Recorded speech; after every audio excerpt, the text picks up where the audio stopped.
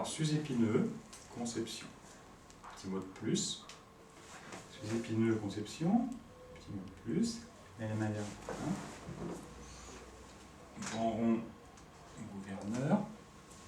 Grand rond, gouverneur. Et on va commencer par la porte d'entrée de l'estomac. L'estomac, c'est le yang dans les yin, puisque vous savez que le méridien se trouve devant. C'est le yang, oui, puisque devant, normalement, se trouvent les méridiens yin. Et on sait que l'estomac est un yang. L'estomac, donc, se trouve devant. Pourquoi nous commençons par tester l'estomac dans les talons. Je pousse ma main. Estomac. Je suis donc, j'ai votre tableau.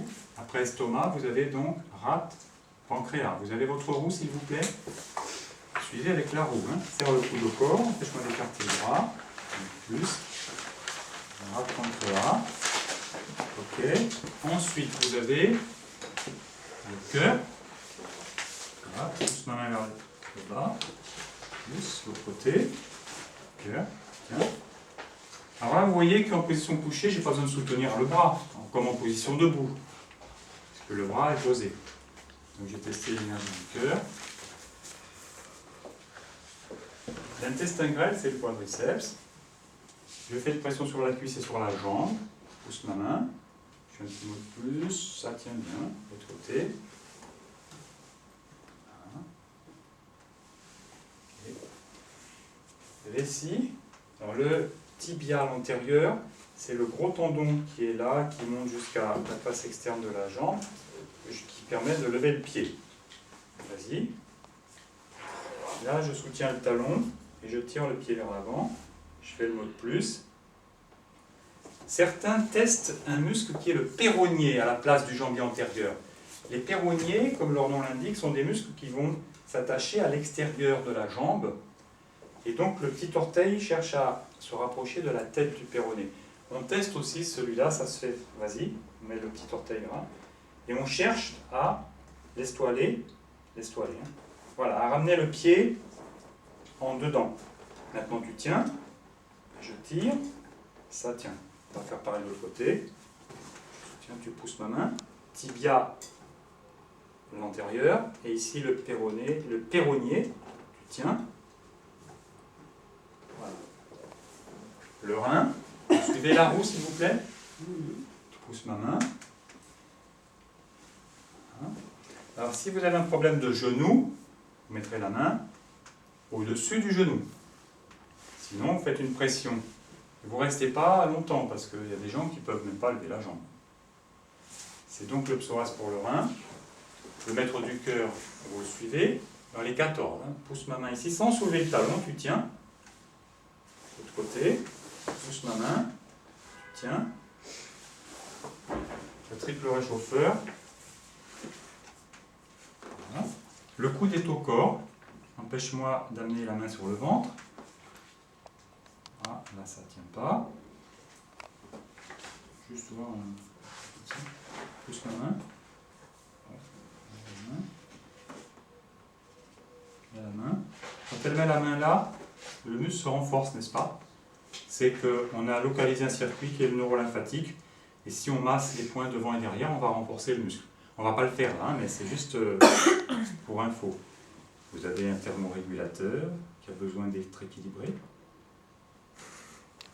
À l'autre côté, pousse là, triple réchauffeur, petit rond, pour le petit rond. Vésicule biliaire, pousse ma main pour le deltoïde antérieur, puis le foie. Vous voyez que j'utilise toujours mes deux mains, qui permettent de stabiliser. Foie, bien. Poumon, pousse ma main. Alors, dans la majorité des livres, vous voyez le test du grand dentelé.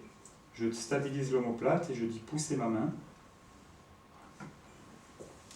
Nous avons dit que nous faisions le test, donc il faut prendre l'omoplate, hop, on la tient ici, et on dit pousser ma main. Et si l'omoplate bouge, c'est que le grand dentelé lâche. T'as lâché? Je crois qu'il y a un problème là. Voilà. Donc, pousse ma main ici.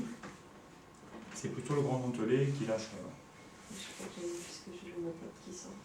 C'est comme ceci. On va juste voir si, en testant les neurolymphatiques du grand dentelé, ça permet de stabiliser l'omoplate. Voilà, pousse ma main ici. Pousse. Il y a plus d'énergie, semble-t-il. Hein? Pousse. Voilà, ça ne tient pas du tout. Mets ta main là. Parce qu'en fait, il y a 4 points neurolymphatiques ici qui renforcent l'énergie. Pousse ma main. Ça tient, hein? Voilà, c'est juste pour une démonstration qu'on a localisé le circuit lymphatique qui pouvait donner de l'énergie. Donc, dans notre cours, on teste le deltoïde moyen. Ensuite, gros intestin. C'est le dernier. La particularité, j'ai oublié quelque chose? C'est bon? Vous stabilisez l'aile iliaque et l'épine du même côté de la jambe. Tout le monde est là? Garde la jambe en l'air.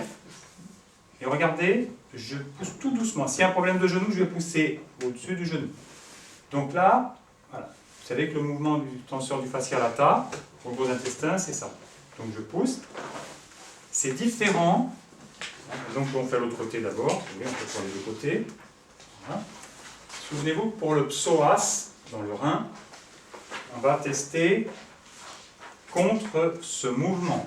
Ce mouvement, là, contracte le psoas. Et là, je vais stabiliser l'autre côté. Parce que si je ne stabilise pas l'autre côté, quand je vais pousser, le bassin va venir. C'est logique. Pour le tenseur du fascia lata, je stabilise ce côté, garde la jambe en l'air, car si je ne mets pas ma main là, le bassin va venir. C'est logique aussi. Voilà, est-ce que nous avons fait les 14?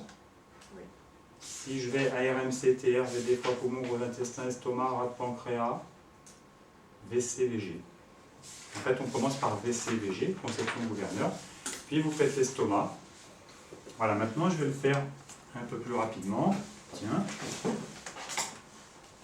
Je vais le derrière.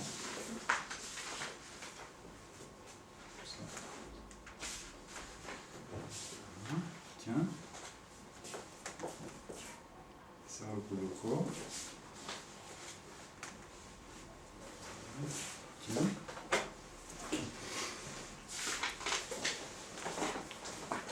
Clic. Plus. Là.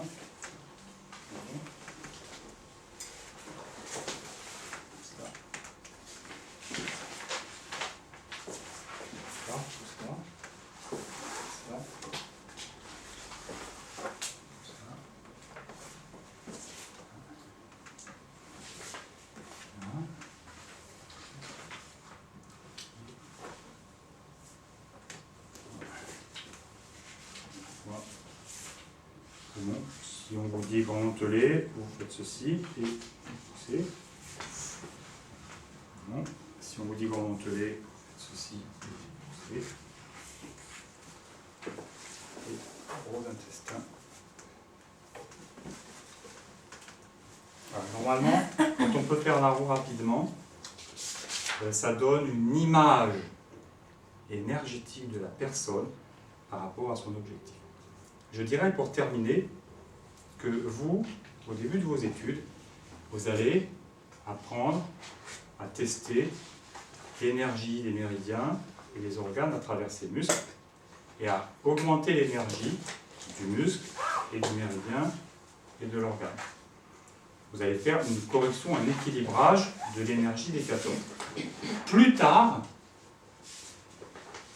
ce que je viens de faire servira uniquement dans une évaluation à donner l'image du stress que l'objectif introduit dans le système énergétique de la personne. Est-ce que c'est clair? Je répète. Nous allons nous équilibrer ces 14 muscles, comme nous allons le voir, mais plus tard, ce ne sera pas nécessairement un équilibrage. Ce sera simplement dans la première phase d'une consultation, ce sera simplement une image qui va nous donner quelles sont les forces et les faiblesses du corps. Et on ne va pas nécessairement équilibrer. Est-ce que c'est clair? Ceci donne une image énergétique de la personne, et cette image va changer en fonction de l'objectif pour lequel la personne consulte. C'est ça qui est intéressant. Et qu'en fonction de votre désir de changer, eh bien, le corps va être stressé sur tel ou tel méridien et va affecter l'énergie de tel ou tel organe. Vous voyez ce qui se fera plus tard. Car plus tard, on verra que quand on fait une consultation, il se peut qu'en récession d'âge, le corps demande de corriger les 14. Dans la deuxième phase d'une consultation, la phase de correction. Mais on verra aussi que ça peut être simplement, ça fait partie d'une évaluation du terrain de la personne par rapport à ce qu'elle veut réaliser. Donc on ne corrige pas dans l'évaluation. Voilà, je reviendrai là-dessus parce que pour moi c'est vraiment très important de vous permettre d'avancer avec l'image d'une consultation et le protocole dans une consultation que vous aurez bientôt. Et ce protocole, parce que j'en parle déjà, aura plus de sens pour vous. Donc merci. Alors voilà, vous voyez ce qu'elle a fait. Pose-nous toi sur le dos. Céline s'est levée en commençant par la tête. Elle a recruté des muscles qui s'appellent les sternaux, du sternum, cléido de la clavicule et mastoïdien de l'os qui est là. Elle a fait ça. Bon, on apprendra que quand l'estomac lâche, on va tout de suite chercher si ces muscles-là soulèvent la tête. Elle a donc contracté, elle a sollicité en fait de l'énergie de son estomac pour soulever la tête. C'est de la kinésiologie.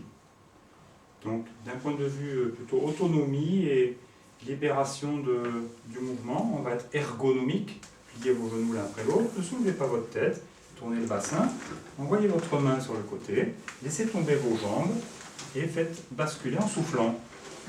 Et ça, c'est ergonomique. Ça va? Alors, on va faire une pause.